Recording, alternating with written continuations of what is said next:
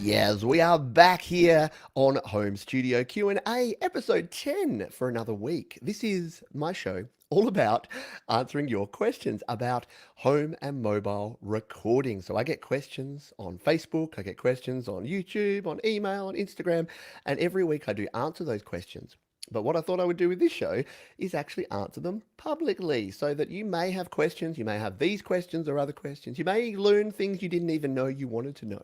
That's what I love about Q&A shows. So if you are the same, if you love this sort of content, then consider subscribing. I'm here live on YouTube and Facebook. So if you are following Studio Live today on Facebook, or if you're subscribed to Studio Live today to my channel on YouTube, then you'll get notified. You can join us live.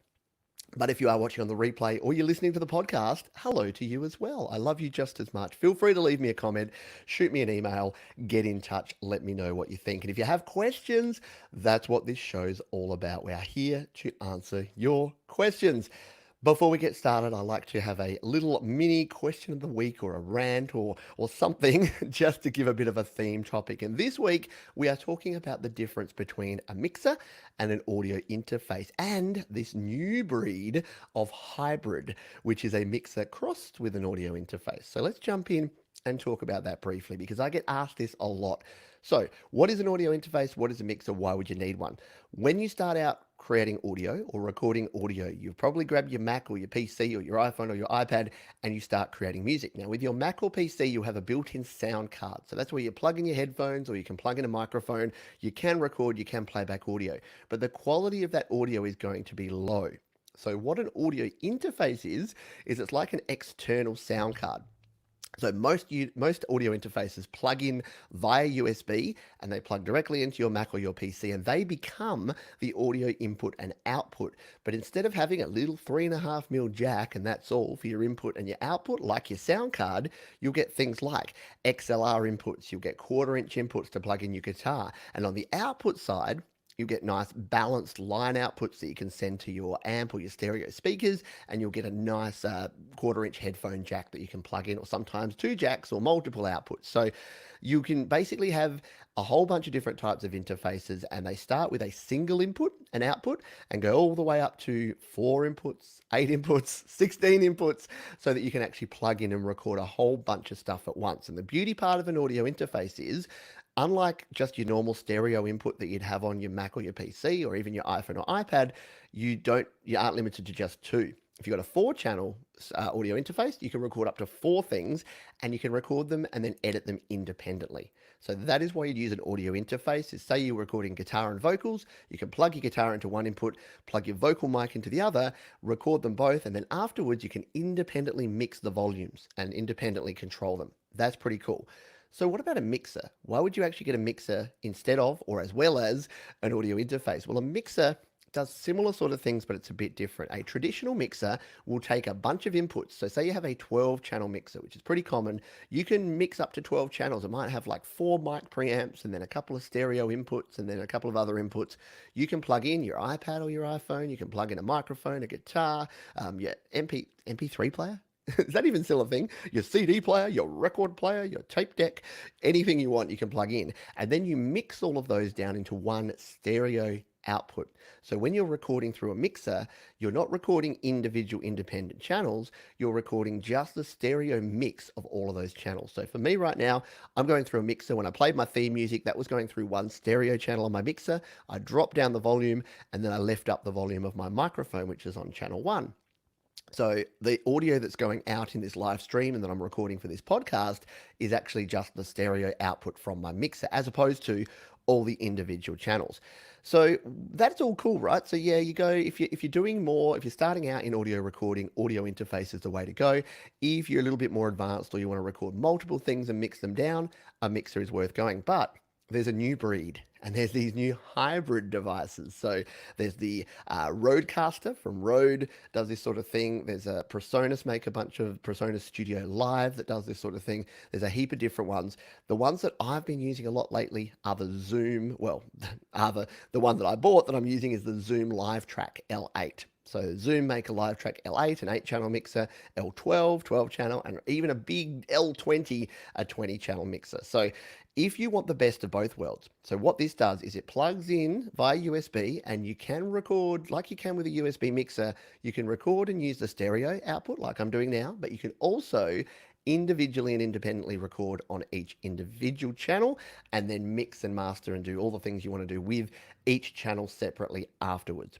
So that makes them super flexible and kind of gives you the best of all worlds. So that is the basics. Now, if you are in the market to pick up an audio interface, a mixer, or a hybrid audio interface mixer, then head over to studiolivetoday.com/gear, and that is my gear guide over there. You'll find all of my recommendations I love. You can start with an entry-level Behringer.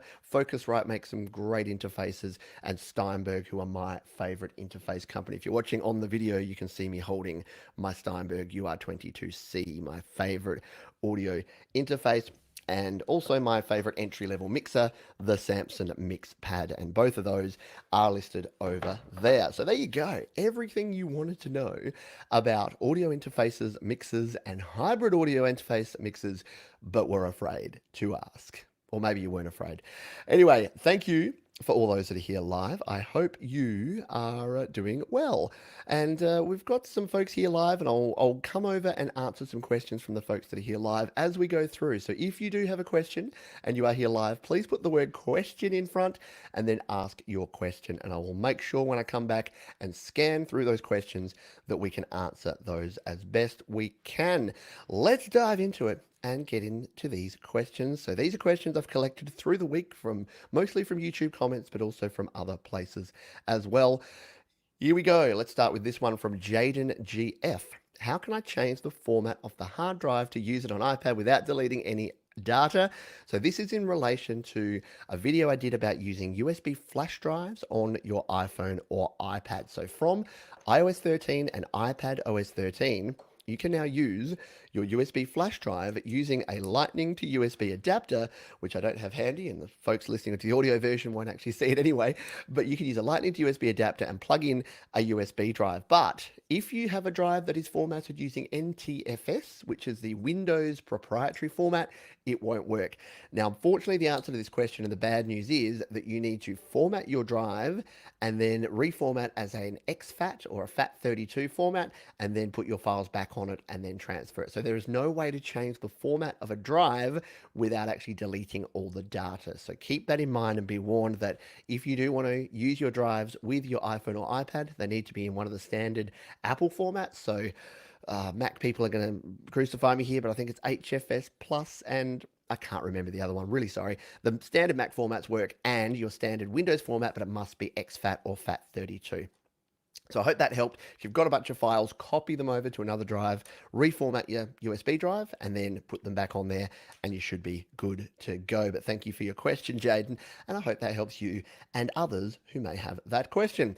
Let's jump on to question 2. Marcus Spitka. Hey, Pete, when I put loops in the project and have cut them, during editing my other tracks, it happens often that part of a loop changed, for example, with extra fills while it is not active. Very strange, but in the case, I need to redo all my changes.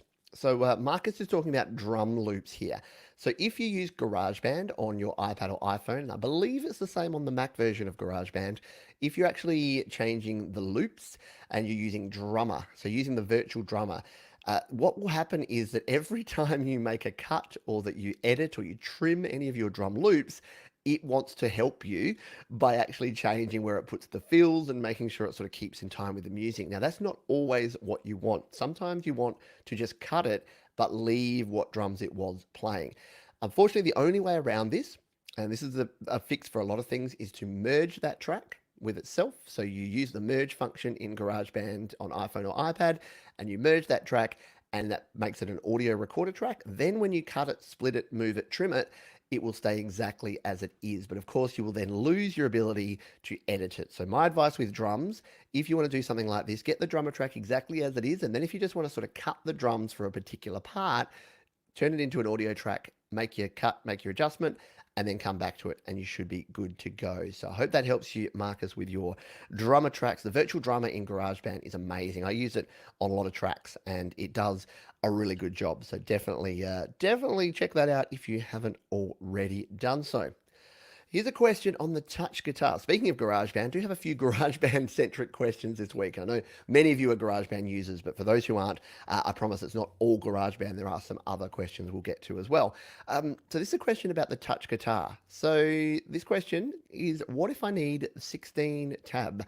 So 16 tabs and 16 frets on your guitar. So here's the problem. When you're using touch instruments, you can't actually get any bigger than the screen. So depending on the size of the device you're using, if it's a smaller iPhone, you may only get visibility of 12 frets, or if you're on a larger iPad or iPad Pro, you're going to get more frets so you can play more on your guitar instrument. So the solution here is to use the keyboard instead of the virtual guitar. So for your bass and for your guitar and things like the world instruments, the erhu, the pipa, the guzheng, all of these can actually be selected using the keyboard on GarageBand. So all you need to do is go into your keyboard instrument, go down to Other, and then you'll see guitars, bass guitars, all sorts of things down there, as well as a bunch of other instruments like the clarinet and the oboe and things that you can only access through that Other section in your keyboard. So if you want to record things higher than or lower than, that is what you're going to need to do rather than using the touch interface. It's not quite as much fun, but it does work and it works a treat. And there's another tip for strings, which I think is another question which we'll get to a little bit later on in the show. Here's a question. Speaking of audio interfaces, I've got a question here. Hey, Pete, I'm completely new. This is from Peter Vandergrip. Hey, Pete, I'm completely new to recording and was hoping that you could assist. I have a Line 6 UX1 and a Line 6 Pocket Pod. Can I set up one of these to record on my iPhone 11 using GarageBand? If so, how do I do it? And this was on a video I did about audio interfaces and iOS. And the unfortunate thing, and I think we mentioned it last week, is that in the latest version of iOS, iOS 13 or iPad OS 13, there's an issue with many Line 6 audio interfaces that they are not working. And Line 6 haven't really come out to say why. And there's really no explanation about this because Behringer, Focusrite, Steinberg, M Audio, PreSonus, all of these brands of interfaces and mixers still work fine in iOS 13, have had no issues. For whatever reason, Line 6 audio interfaces and mixers and other devices don't seem to be working. So the unfortunate thing for Peter is that, yeah, I don't know that your Line 6 device is going to work unless you're running an earlier version, iOS 11 or 12, on your iPad or iPhone. If you're on iOS 13, you might be a little bit out of luck. So sorry to be the bearer of bad news on that one. But yeah, you may want to look around and check out Behringer or PreSonus or Steinberg or one of the other audio interfaces because you'll definitely love the ability to be able to hook those up and play with your iPhone or your iPad and record. As I mentioned at the start there, audio interfaces are a great way to get sounds into your iPhone or your iPad. Excuse me. James Parra. So how to see the seconds played in GarageBand? I bet that's not been covered. And yes, it's a question. Now, yes, I know I said that we'd have other non-GarageBand questions. Here's another GarageBand question. This one is one of my pet peeves with GarageBand, is that there is no way to display time. You can only display the bar number. So this makes it very difficult, especially if you're editing audio that's not music, if it's spoken word, or if, say, I'm editing my podcast and I want to make sure I cut it down to make sure it's 30 minutes. Things like that are very difficult to do in GarageBand because you can only look at the bars, you can't look at the seconds. So the unfortunate short answer to this one for you, James, is there is no way. It cannot be done. So I apologize for that, but that is the answer to that one. So let us jump over to the live chat here. And I will see if we've got any questions. We do have a question here from Bubba. Hello to you, Bubba. Thank you for your ongoing support here on the channel. Really appreciate it. The question is, I just resurrected an old app called MIDI Guitar. Any experience with this little gem in the rough, running my telly through it and have yet to find a path to GB? MIDI Guitar 2 is the app. So I've heard about MIDI Guitar 2 a bunch. It's still on my list of things to cover. Every time I look at my video ideas list and I'm scrolling through, I'm like, yeah, MIDI Guitar 2, I really must check that out. What it does is instead of using a MIDI controller like a keyboard, you can use your guitar. And the concept is that it will pick up the note of the guitar and it will translate that into a MIDI note that you can then assign to any instrument. Now, the problem with GarageBand is it doesn't play nicely with MIDI. You can import MIDI files, and I think you can send MIDI, you can send the output of this via like an inter-app audio, but then it's going to send the audio. So I think the best thing to do with something like this is to record your part in MIDI Guitar 2, export that as a MIDI file, and then import it into GarageBand. I think others have done that here. So if you have any ideas, so anyone, especially my GarageBand user friends or iPad musician friends, if you have ideas for Bubba, drop those in the comments of this video here on YouTube or Facebook, or yeah, send me an email, hit me up on all the various social media platforms, because yeah, I'd love to try out MIDI Guitar 2. I've just never quite got around to it. So uh, that is uh, that is the answer to that one. Glenn Clark here says he highly recommends the Behringer UMC range of interfaces. Yeah, Behringer. Some people look down their noses at Behringer because they are a budget brand. They're an entry level brand, but especially their HD, so their 24-bit interfaces like the UMC 202, I think, and 404 HD. Really good sound, like right up there, and very cost effective. So definitely worth checking out. Douglas Riley, question: is there more music apps that you use? Really good question. So for most of my music production at the moment, I'm using GarageBand because it just works for my workflow. It still gets good quality audio in there. It just makes things easy, and because I've been using it for nearly 5 years now consistently, I'm pretty comfortable with it. That being said, 2020 is going to be the year of checking out other digital audio workstations. So, especially here on the iPhone and iPad, I'm going to start checking out things like Cubasis and Aurea and some of the other software that others have suggested. I do use a few different plugins. So, I use a lot of the Clevgrand plugins. The Stark amp simulator is very cool. I use Bruce Free, their noise reduction plugin, and a lot of the plugins by FAC, Fred Anton Corvest. He makes some great plugins as well. And there's other sort of bits and pieces that I've tried and have used along the way. But I do keep it pretty simple, to be honest, but there's definitely some other cool apps. And the thing with this is just try things out, find what works for you, but focus in on what's going to help you create your best music. I think sometimes and when I say we, I'm pointing to me, we get a bit caught up in the tech, we get a bit caught up in the cool new apps with shiny interfaces, and don't focus in enough on actually creating, recording, and releasing our best music. So, and yes, pointing at myself in that camp as well, because it's easy to get sidetracked with this sort of thing. Question here from Mr. Raz. How big is your mixer? Because I want to get a mixer like the mixer you have now, but I have a kind of small corner desk. My desk is big, but I have dual monitors, lights, keyboards, etc. Yeah, so the Zoom L8 is, I can't show it here, but I've showed it in other videos. So if you search Pete John's Zoom L8, you'll see it in comparison to my hand. It's a little smaller, and for those on the video version, this is the Samson Mixpad, which is a little bit bigger than what the Zoom L8 is. If you don't need the hybrid function and you're looking for a good quality but smaller mixer, the Behringer Q series, Q USB, I think there's a 502, there's like an 802. They're actually a pretty good option. They're a little small form factor, USB output, bunch of inputs, EQs and things on some of those models. So yeah, I think it starts at the 302, then there's the 502, the 802, 1202, same sort of thing. So yeah, don't discount Behringer, especially if you want something convenient, good quality but low cost that you're just going to plug and play and use. That might be something to check out. Related to this question from Ray Bishop, does Behringer produce a hybrid mixer? Yes. So Behringer produced I'm going to get this wrong. Someone was telling me about it the other day, and I haven't looked at it in detail. I think it's called the X18 Behringer mixer. So yes, they do a mixer audio interface hybrid. I'm sure it's the X18. I'm going to go a little bit off topic here, and let's Amazon this and just make sure it's actually that, because I want to make sure I give the right information. Behringer X. So there's the X32, XR18. Is that the one? Yeah, the XR18 Air digital mixer. So I'm sure that is the one that people have recommended to me before. Yeah, there it is. Behringer X Air X18 seems to be around about $500 or $600. So it's a little bit more expensive than the Zoom that I'm using here, but it looks okay. So check out the Behringer X series of digital mixers if that's what you're looking for. I'm thinking, have I covered all the questions that we have here. I think I have. If I've missed your question, actually, here's one more here. We've got from Soul Rack. Hello, Soul Rack, my buddy Carly too. Hey Pete, do you know how to use Audio Bus 2 on GarageBand? And do you know what it is used for?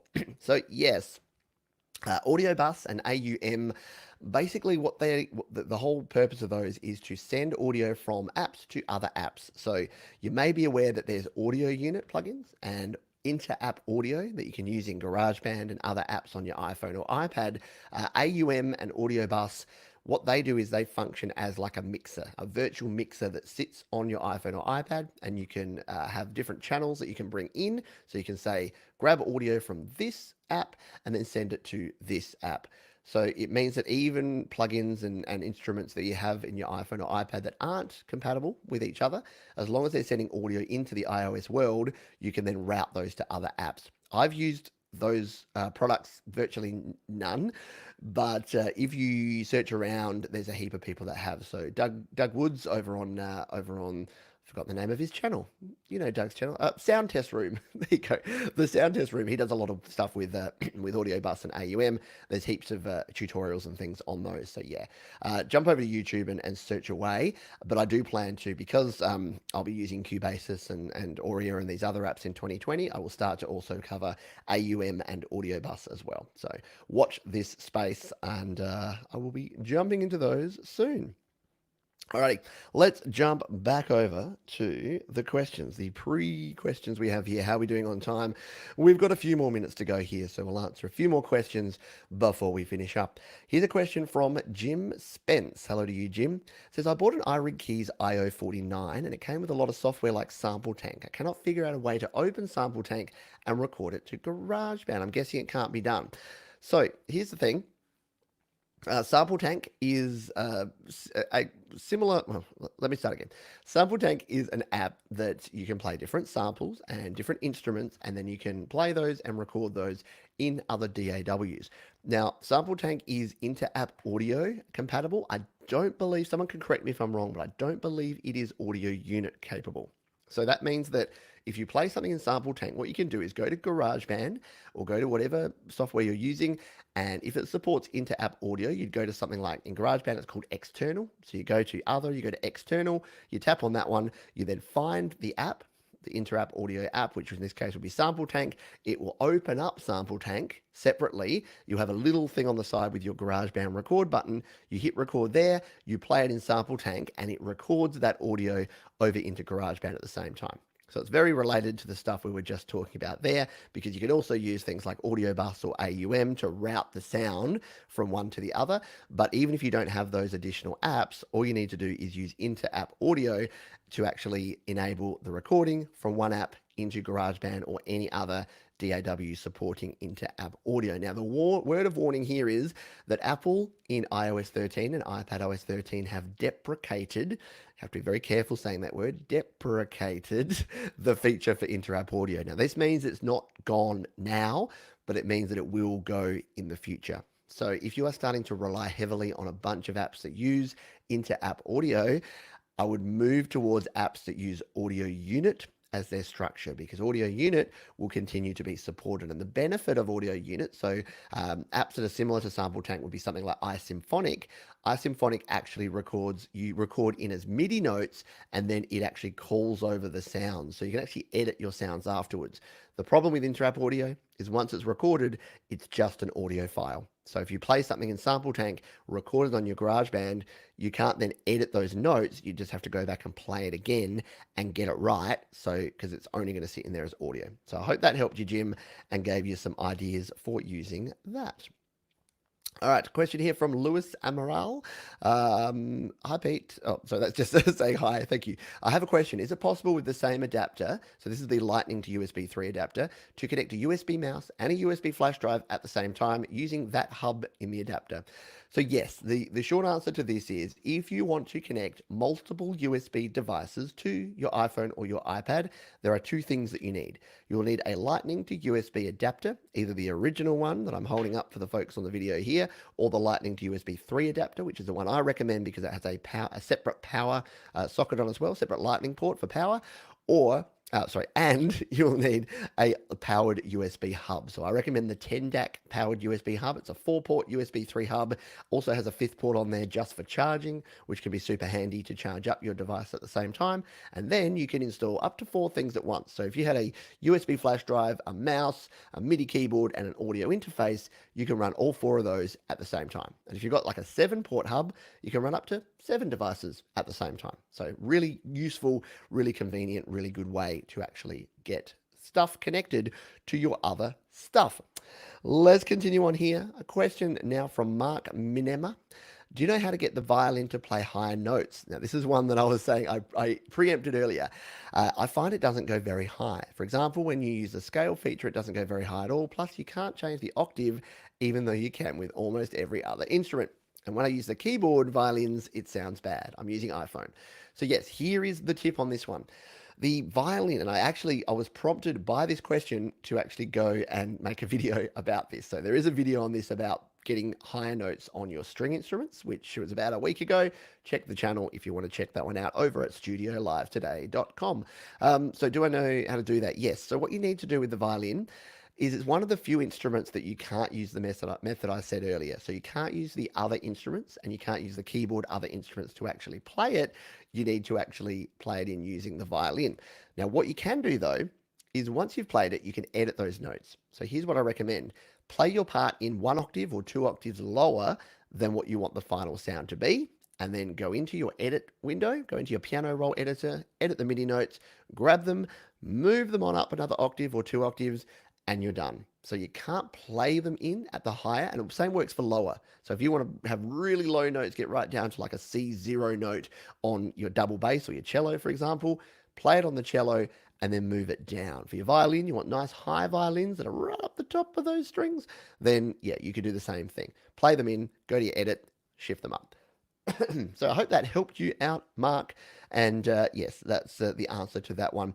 I'm gonna have to pause it there. They've got a few more questions here, but they will have to go into next week's show because we are running right out of time, and I like to keep these to around the 30-minute mark. So for those of you listening on the podcast in particular, 30 minutes is a good chunk. It's usually a good commute. A lot of you that may listen to podcasts while you're driving or while you're on your way around the place, 30 minutes I find is a good amount of time.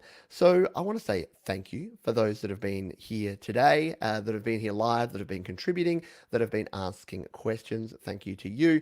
If you got value out of this one and you're watching on YouTube or Facebook, either live or on the replay, hit the like button. That just tells me that you want me to keep doing these videos and that you enjoy these sort of shows, and I will keep doing it. Make sure you're subscribed either to the podcast or to the YouTube channel, or follow me on Facebook, or do all of the above. And again, some of the gear that I mentioned in this show is over at my website, studiolivetoday.com/gear.